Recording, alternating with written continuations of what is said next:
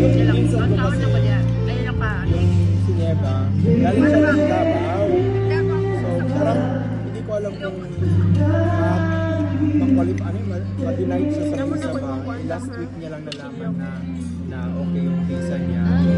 So, akala ko wala na. So, parang kasi hindi naman siya nagsabi na may request na. Sabi lang niya na may meeting 14 daw. years na dahil siya. So, Siya. Sorry. Si Marie, 14. Ako, 3 years pa lang. Maganda yun, Nasaktuhan din mo unforgettable mga up and down na. Pero nalayo sabi ko ng sa kanya, sige, samahan kita sabi ko sa Tokyo. Pero wala na punta ka gyapon din ng balik. Hiroshima. Taga-saan naman sa Davao? Doon ba?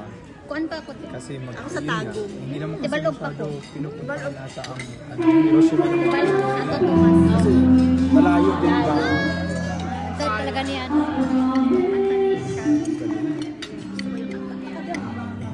Uuwi na kayo. Pagkakanta ko dyan, uuwi na kayo.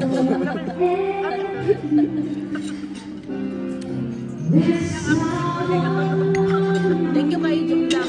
Ay, pwede pa na. Sa pag-jung. Yung padaghan, pwede may dito na goya. Padagan. Imuhan niyo ta.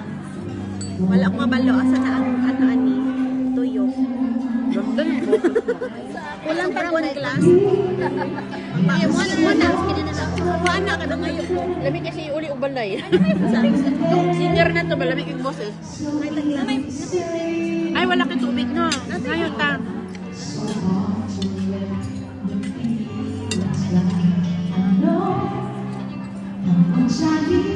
Ma-charge ka. Basig na-charge ka. Guwapa ano? Di ba na? Guwapa yung ay, may ngayon uli ba? Pwede na naman tawagan ng pagkakas. Hindi kayo sa naguyang. Pwede na tawagan sila. Lagi? Wala lagi si Baklita. Ganda nyo.